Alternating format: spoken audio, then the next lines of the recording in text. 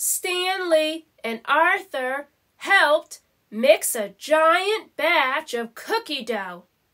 They rolled it out on the table.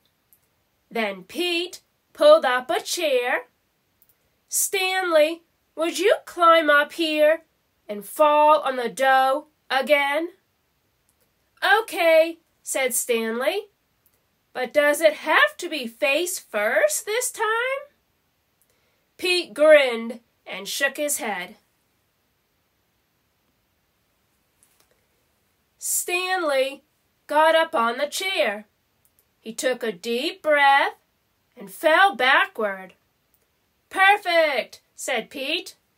"Arthur, pull away the extra dough." Pete and Arthur pulled and pulled.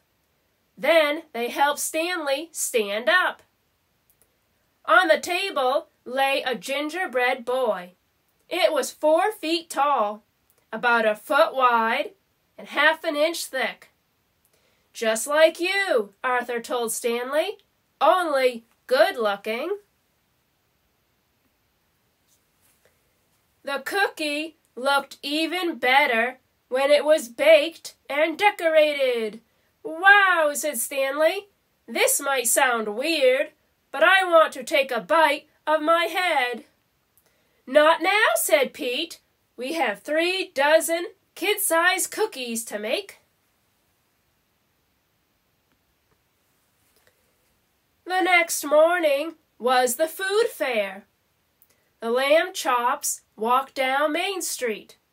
"Look at that," said Mr. Lamb Chop. There was a huge crowd outside Pete's Sweets. They were waiting to buy kid-sized cookies.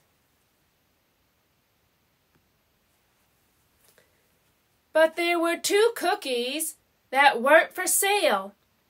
"These are for you," said Pete.